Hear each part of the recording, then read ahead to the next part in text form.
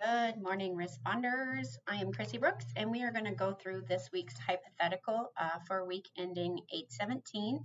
Our hypothetical is a diagnostic specimen. So grab your decision trees.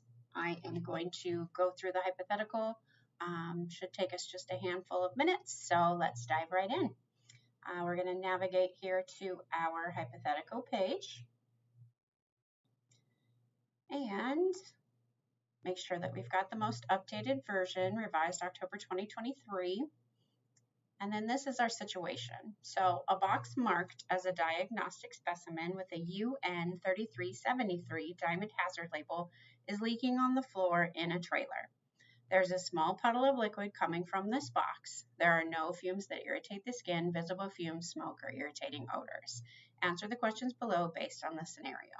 So we are going to start with our decision tree, and we're going to read every single word.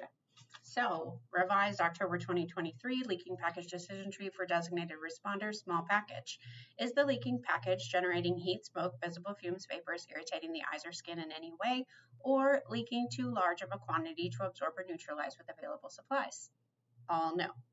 Does the package have a diamond hazard label? Yes, it does. It's got a diamond hazard label. So once you get a yes, you can move on to your next box. Is the package bearing a diamond hazard label with one of these materials prohibited in the UPS small package system? Explosive 1.1, 1.2, 1.3, 1.4b, 1.4f, or 1.4g.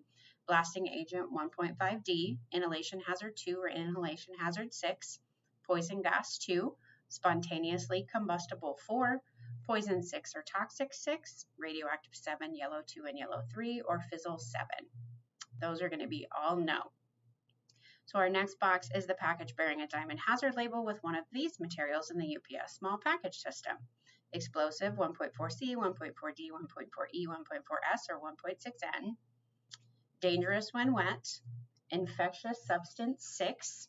Radioactive 7, white 1, or does the package contain spilled mercury? Again, those are going to be all no. So we're going to move over to our green box. Can you determine by any visible means, label, shipping records, etc., that this package contains a household product such as paint, personal care products, or common household chemicals? Looking at this package, it looks like it's a diagnostic specimen. So I'm going to say no on our green box, which is going to end us up down here in our yellow box, which says package and related spill must be handled by UPS designated responders. Refer to the appropriate response sheet for hazards and PPE. Follow response action steps to clean up the spill. If SCB is required but not available, do not attempt to clean up the spill. Follow the chain of command and notify the environmental coordinator. So the answer to this first one is going to be yellow box. And then, which response sheet or containment sheet are we going to utilize for this spill? So we're going to flip through our response sheets, and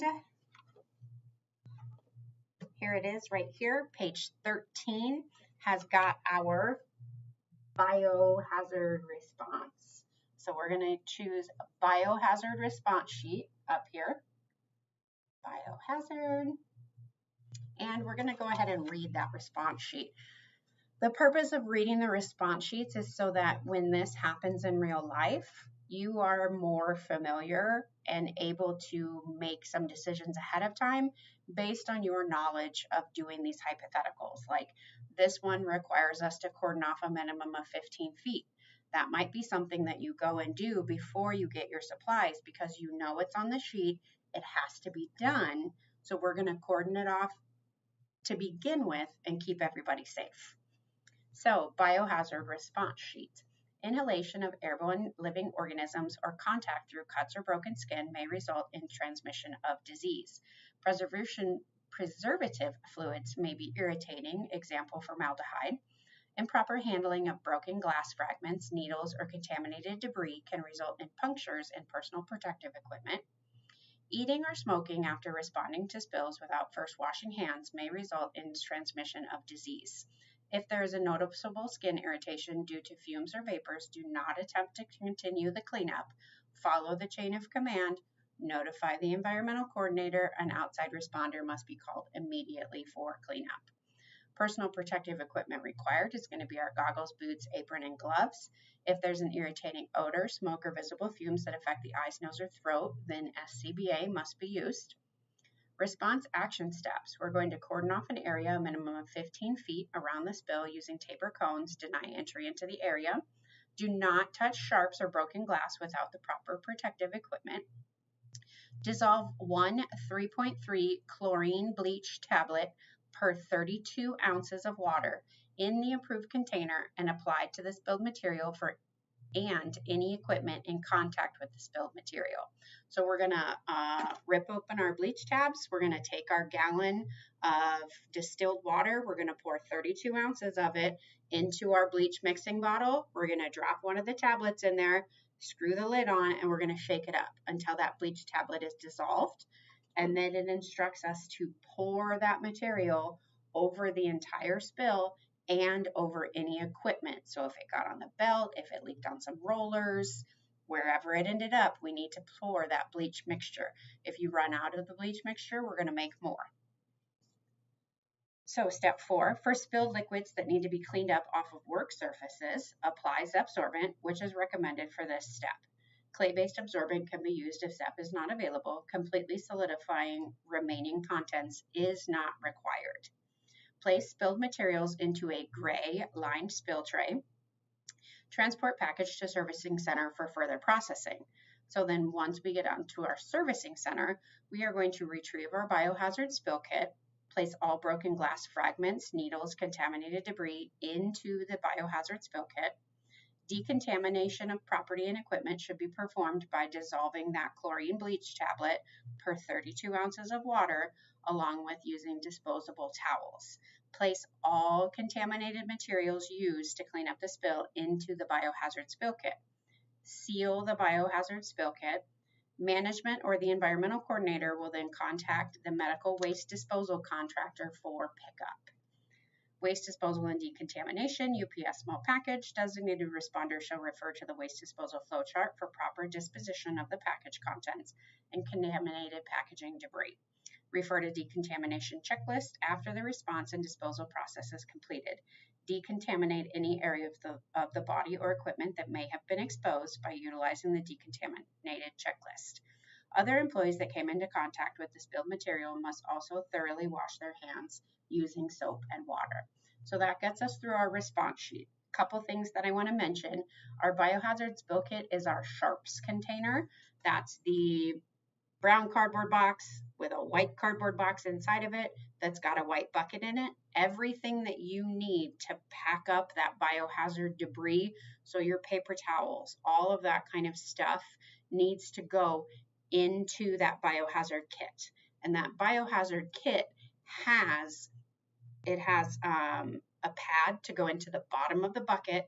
It's got a bag that we're going to drape over the bucket, and it even has little strips of tape in there to seal up your bag, to really do a good gooseneck and get that all sealed up.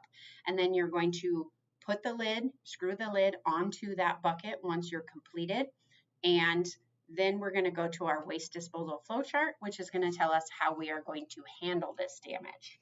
So from ETT, we go to our hazmat input, and we're going to go to our operator's quick reference guide. That is going to bring us, whoops, I cheated and I already went to Appendix A. Let's go back up here and look at, so when it opens, it's going to open up here to this table of contents. We're going to scroll down. We want to look at our waste disposal flowchart. So, do we have spilled, leaking, liquid or powder, or surrendered to the DMP package? Yes. Is it spilled outside of a vehicle except when inside of a facility, or has it entered a drain, or has reportable quantity on the shipping papers? No. So, does the spilled product fall into one of these categories? Contains nicotine or other acute hazardous waste? No. Biohazard substance or medical waste? Yes, it does actually. So if we go back to our hypothetical, this is going to end us up in this red box. So if we navigate back to our hypothetical here, I got a little ahead of myself. So we were going to choose the biohazard. Go on to our next page here. Can you sign into ETT? Hopefully, yes, you can. And I just showed you how to get to the quick reference guide in ETT, so we're going to mark that one as yes as well. And we just went through our waste disposal flowchart, discovered that we're going to end up here in this operator's quick reference guide. So we're going to come down here, and we ended up in the red box because we are referring to the operator's quick reference guide. And then let's go back to the operator's quick reference guide here. So we are going to end up in Appendix A, and nice thing about the quick reference guide, this is all hyperlinked, so you can just click on it and it's going to take you right down to that Appendix A. So regulated medical waste or biohazard waste. This is the procedure that we're going to follow. You can go ahead and read through this. It's great practice.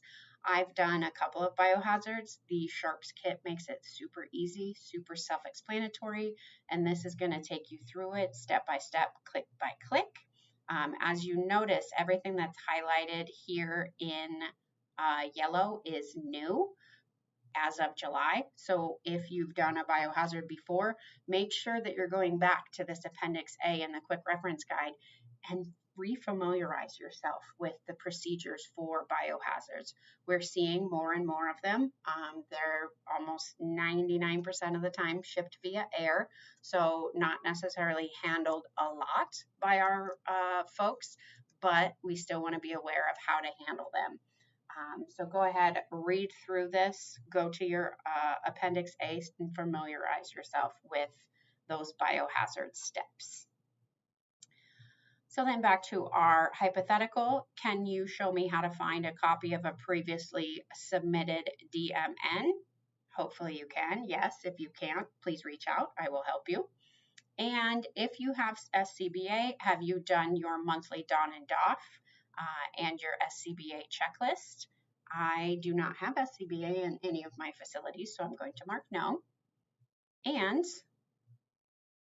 everybody's favorite part of the hypo, so we want to make sure we're putting our first and last name, our corrected employee number. I'm still having quite a few every week that are inputting an incorrect employee number. You are not getting credit for doing your hypothetical if your employee number is incorrect. And then make sure you drill down to your operation and hit our last button right here, and that's going to take you to our final page. I'm going to go ahead and put my information in here so that you guys can see. Whoops. I just preached to you guys about putting my employee number in correctly, and I did it wrong. So double check, make sure that you've got it in there correctly. And I am in Omaha right now at the Elkhorn Valley building. So then you click that last brown button. You want to get to this page. This page is where you finish it out. If you don't click that last little brown button, that last little brown arrow to advance you to this page, sometimes it does not submit it. So if you know you've completed your hypo and it doesn't look like it's completed, or you're on my naughty list email that I send out on Thursdays, that might be the case. So always make sure you're clicking that last arrow. If you have further questions on this hypothetical, as always, please reach out. I want you to be as successful as possible in the DMP, and the way you're going to do that is having the most information available to you. So I'm always here for you. Your health and safety soup is already here for you. Environmental is always here for you. So please reach out. We want to help you. We want you to be successful. And we'll see you next week for another hypothetical. Thanks so much.